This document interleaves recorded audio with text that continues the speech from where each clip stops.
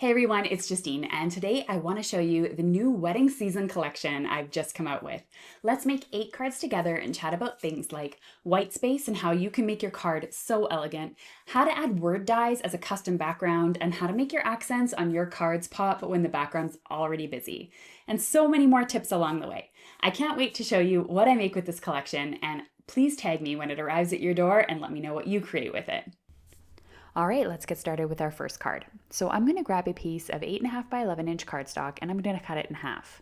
One half I'm going to use for my card base that is A2 size, and the other side I'm going to use for my die cuts.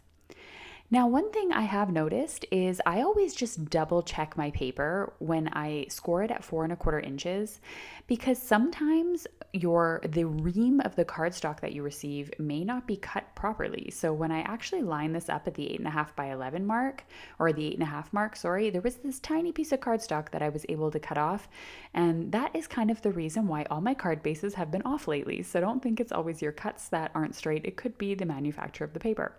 Anyway, moving on to the rest of the card. I am going to lay out all of the die cuts from this die cutting set. There's things like always and forever, congratulations, OMG, all words that you could use like be mine and engaged and just married for any sort of engagement or wedding card. And I'm going to lay them all out here on a piece of white cardstock and die cut them. I also decided to die cut the Always and Forever in black cardstock as well, just so that I have some options when I'm creating these cards if I need a sentiment that's going to pop out. So what I'm going to do is I'm going to arrange all of these white cardstock sentiments onto my white panel here, and I'm just going to make a collage. Now this Always and Forever is going to be my focal point, which I'm going to raise up probably on some foam tape. So I'm going to lay these across the entire background and not worry so much about placing that particular sentiment in here. Once I have a rough idea where everything's going to go, I will then go ahead and glue everything down to create a seamless background with a little bit of texture. I find to make the background most visually appealing, it's always a good idea to have some of the sentiments hanging off the edge. It makes it look more like a seamless background and less like a framed look. So I'm going in, turning my cardstock backwards here, my card base, and I'm just trimming any excess edges off of the card. And now you can see that nearly every space is filled. There's a little bit in the center that isn't, but I'm not too concerned about that because I can place my sentiment over top. First, I'm going to place the sentiment here all in black. You'll notice that I didn't punch out any of the letters. They are still stuck in there, quote unquote stuck in there. And then I'm going to go ahead and just take this white piece and I'll place that on top. Now, if you do take the letters out of the black one, it's not a big deal. You could just glue down the white one and then the white sentiment and then place the black letters over top and paper piece it on top. This is just a lot easier and less time consuming. So we are all done with card number 1, quick, easy, a beautiful white on white elegant card. Next up, let's add some color. We just did a white and black card, so let's add some rainbow colors here. So what I'm going to do to make this easy, I was thinking about adding a strips of cardstock and gluing them down and using up some of my scraps. But what I decided to do was just mark off the area roughly where I needed it to be, how big the sentiment or the die was. And I'm going to grab some markers and I'm just going to create a rainbow order here, going back and forth between the colors. I'm using alcohol markers. Any brand is completely fine and you'll get a nice seamless look between all of the colors. I added on that heart die afterwards and die cut out of the rainbow colors, and I'm going to use a sentiment in black cardstock. I just find how with the white background, the black sentiment, and then the colorful rainbow die cut, you're going to get a really beautiful focal point on the colors because they're going to really pop with the black and white accents. One thing you'll notice about the collection is that when I create sentiments, all of the letters are attached. I'm personally not a fan of gluing individual letters down, so I always make sure that my sentiments are really great fonts, but they also are all joined so that you're not having to sit there forever at gluing individual letters down and ensuring even spacing and, straight lines and all that kind of stuff. So I'm going to place the hearts here in the top left corner, followed by congratulations underneath.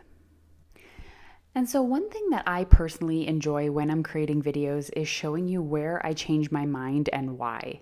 And so I decided here the congratulations looked a little bare, so I thought of maybe creating a shadow die. So I die cut it using some white cardstock and I glued one on top of the other. For some reason, this just was not working for me. It didn't pop up enough against the white background, and I just found the sentiment generally too long compared to the hearts. So I decided to switch things up, and no big deal. I added this OMG sentiment that I had from the previous card that I created.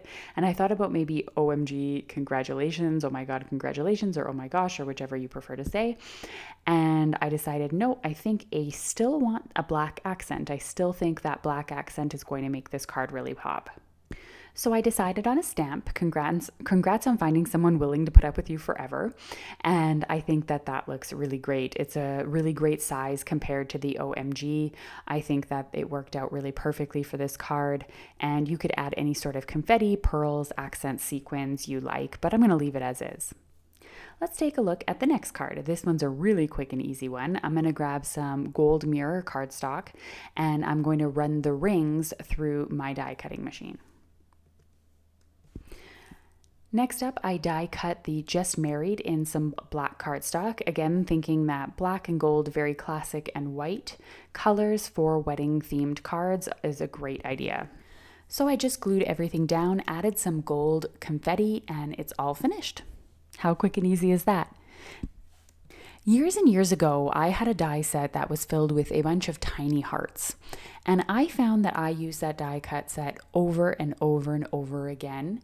And so I decided to create something similar, but with a ton of different sizes. So you have a bunch of different sizes, styles, doodles, solids, lines, stripes, dots, really everything that you could possibly need.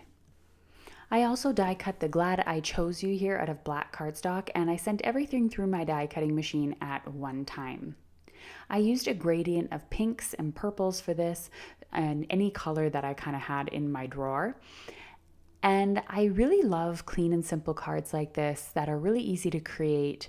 And one of my things that was really important with this heart set was that you had enough hearts that you didn't have to run through the same heart more than one time, because I personally hate repeat die cutting when I don't have 5 of the same die. It drives me crazy.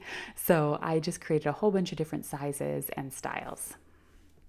So how do you go about gluing things on your cardstock to make sure that they're straight?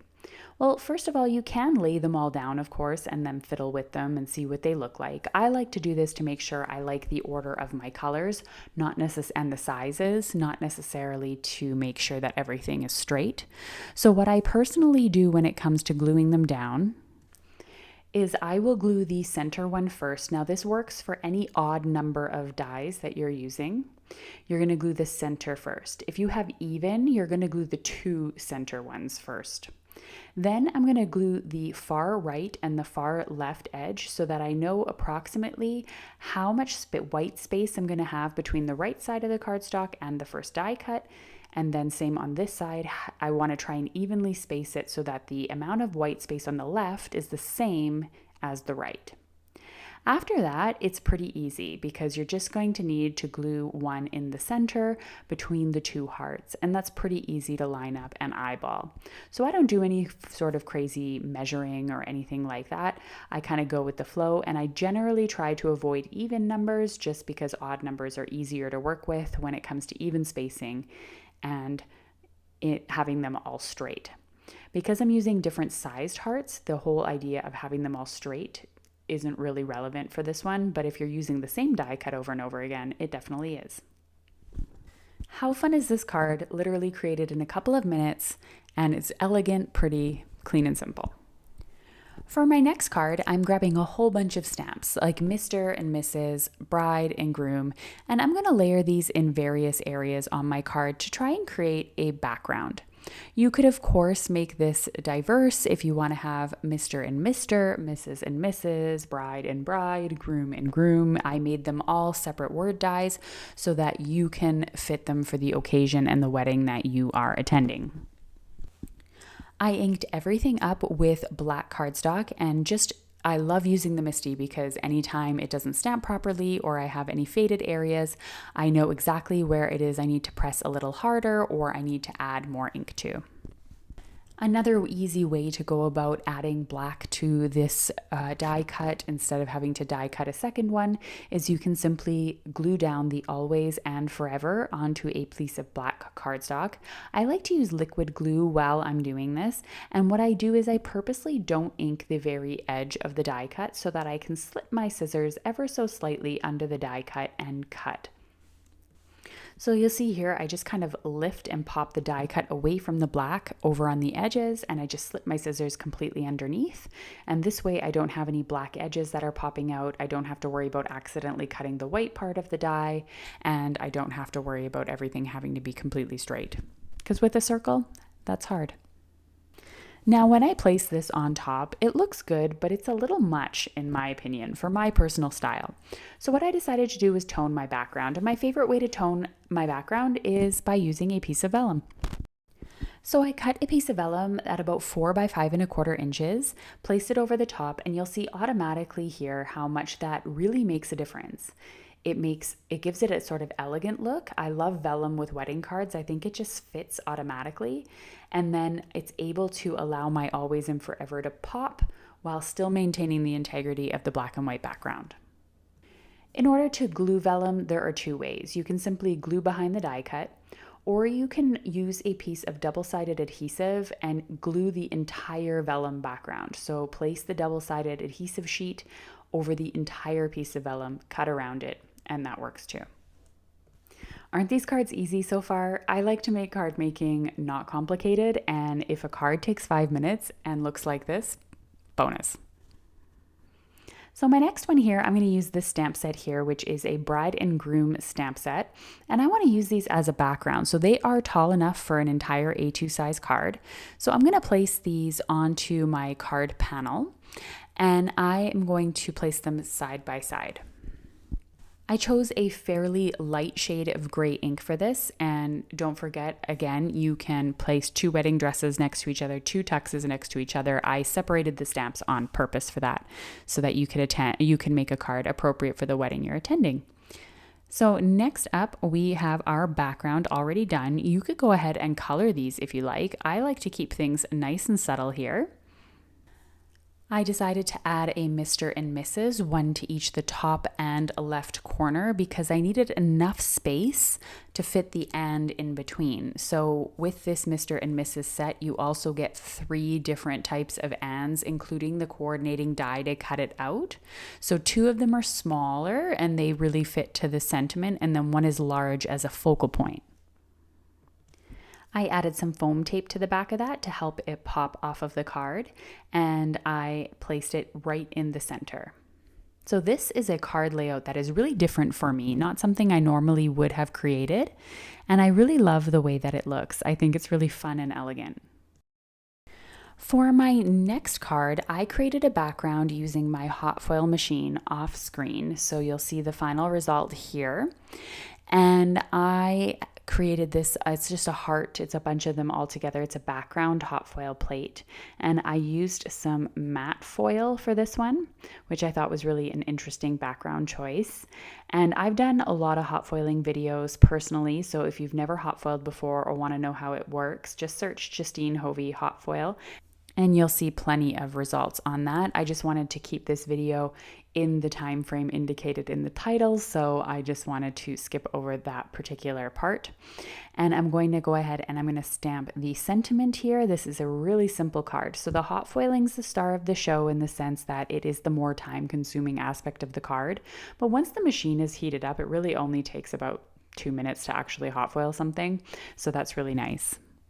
I trimmed my sentiment down and I added some foam tape to add some dimension to the card. And I decided that this card was a little too simple for my liking. So what I decided to do was grab that really fun heart die set that has 1,000,001 hearts in it. And I am going to add some accents to the centers of these hearts. I wasn't quite sure which sizes I was going to be using, so I pretty much cut all of them. And that way I had a whole bunch to choose from.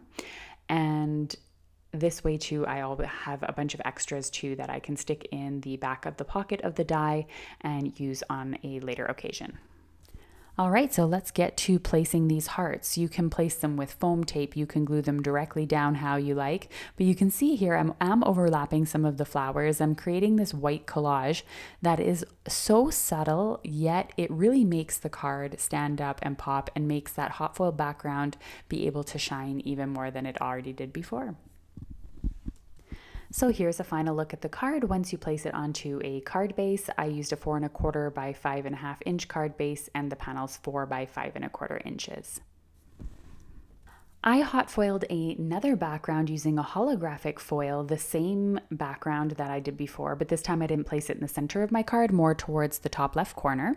So let's finish off this card. I'm grabbing the champagne flutes and a congrats sentiment. The champagne flutes I also am cutting in a holographic cardstock this time, and the congrats in a black cardstock. So I ran into the same issue as before where everything was kind of getting lost in the background. So I decided to, instead of adding vellum this time, add a piece of white cardstock in a strip over top. Then I just simply glued my accents over top, and there are your 8 cards in just 16 minutes.